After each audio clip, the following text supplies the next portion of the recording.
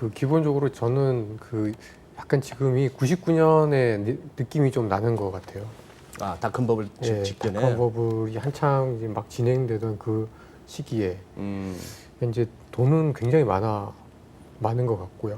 근데 이제 좀 제가 특이하게 느꼈던 거는 사실 이번에 코로나 위기 이전에 사실 제 주변에 이제 후배들 네. 30대 이제 한 중반 정도 돼서 이제 뭐 직장에서 이제 조금 이제 좀 자리를 잡아가는 친구들 후배들 같은 경우는 그러니까 입사해가지고 지난 한 4, 5년 동안 봐왔던 한국의 주식시장이 그냥 박스권이었거든요. 그랬죠. 뭐 한 1800에서 한 2100. 그러니까 너무 재미가 없는 거예요. 그러면서 저한테 하는 얘기가 부장님 장이 한번 확 빠졌으면 좋겠다고. 확 빠졌으면 네. 좋겠다. 그러면은 제가 갖고 있는 거 빚 좀 내가지고 한번 투자해 보겠다고 그런 얘기를 하는 후배들이 몇 명 있었거든요. 네. 근데 이번에 다 실행에 옮겼겠네요. 예, 재밌는 거는 이 30대 초중반에 있는 후배들이 생각보다 돈을 이제 투자를 했는데 나름의 성과가 있었던 거죠. 네.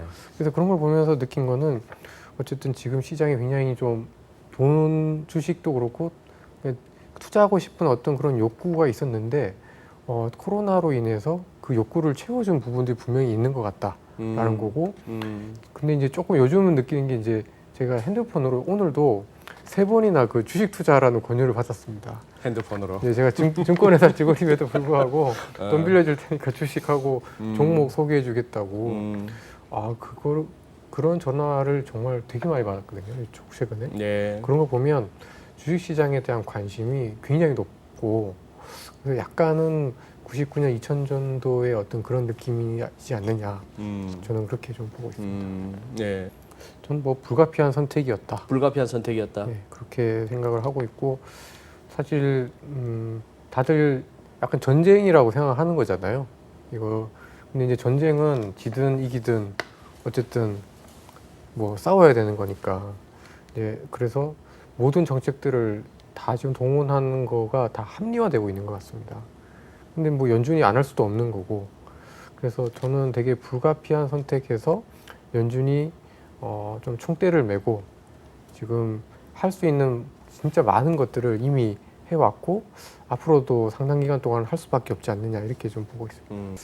말씀하신 것처럼 우선주 저도 되게 좀 약간 좀 기분은 그렇게 썩 좋지는 않았습니다. 그러니까 이제 우선주가 오른다는 거는 경험적으로 이거 이제 거의 끝나가는 거 아닌가라는 느낌이긴 했는데 사실 이제 우선주도 보면 다 이제 중공업류의 우선주가 굉장히 많고 네. 증권주 우선주가 많고 제약 쪽도 조금 있고 네. 뭐 그런 정도인데 그래서 전체적으로 보면 아까 구분하셨던 신경제와 구기제를 봤을 때 구경주의 우선주가 오늘 같은 경우에도 거의 20-30% 사실 올랐거든요. 구경제의 우선주가. 예.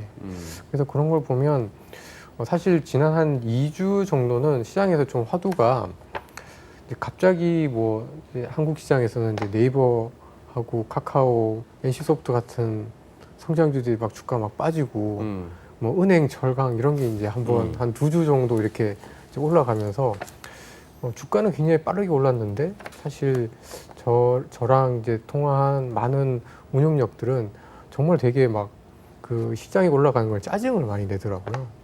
그러니까 이제 시장 내부적으로 되게 로테이션이 굉장히 빨랐고 굉장히 급격하게 이루어졌었던 거죠. 그래서 저는 오히려 이번에 그런 우선주들이 올라가는 게 물론 이제 시장의 어떤 상승이 저도 이제 조금 한계에 도달을 한 것 같긴 한데요. 근데 그렇다고 해서 뭐 당장 이렇게 부러지거나 뭐 이런 건 아니고 시장 내부적으로 봤을 때는 그런 로테이션 최근에 약간 PBR 막 PBR 0.2배, 0.3배 이런 주식들 또 뭐 되게 많이 오르고 있는데 그런 로테이션이 시장 내부적으로 한번 일단락되는 그런 시그널이 아니냐. 오케이. 그래서 저는 한번 다시 좀 쉬었다가 또 좀 그 신경제 위주로 해서 한 번 더 또 랠리가 아직 여유가 좀 남아 있다라고 저는 개인적으로 오케이. 보고 있습니다. 근데 이제 제가 이렇게 좀 살펴보면 그 동학개미가 이게 그 균일한 집단이 아니에요.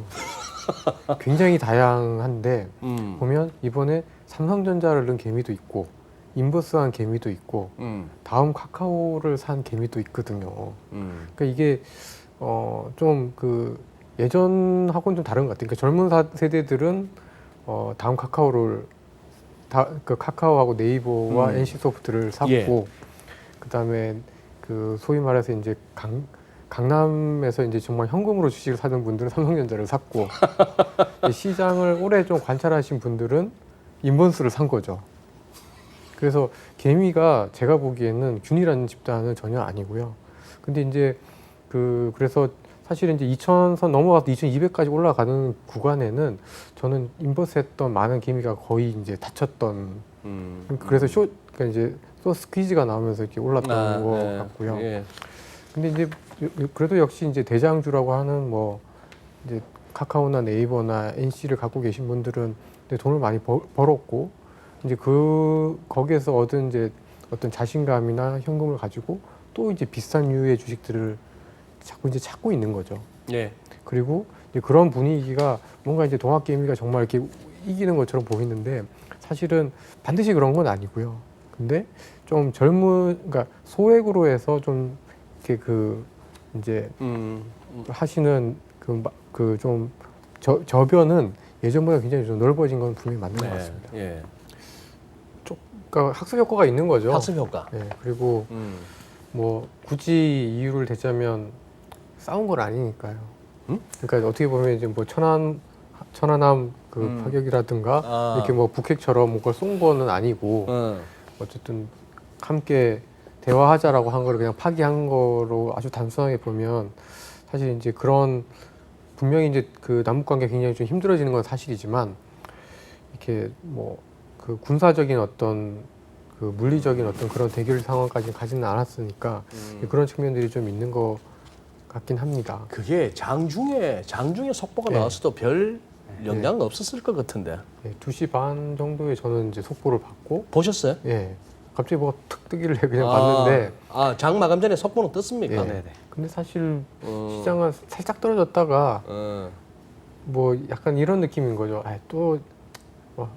그 김여정 그 부의장이 얘기한 거를 이제 실행을 한 거니까 살짝 떨어졌다가 또 다시 금방 또 올라갔었습니다. 그날 흐름만 보면. 아까도 이제 그 대표님께서 현대엘리베이터 무상 증자 얘기하셨는데 99년, 2000년에도 진짜 무상 증자 엄청 많이 하고 무상 증자 하면 그냥 상한가 갔었잖아요. 이제 그런 모습들이 굉장히 좀 상황적으로 보면 분명히 이제 사이클 후반부에 약간 좀 그 위험한 변동성을 키우면서도 이제 주가는 계속 가는데 이게 변동성이 계속 좀 더 확대되면서 불안한 쪽으로 가고 있다라는 생각이 좀 들고요. 예.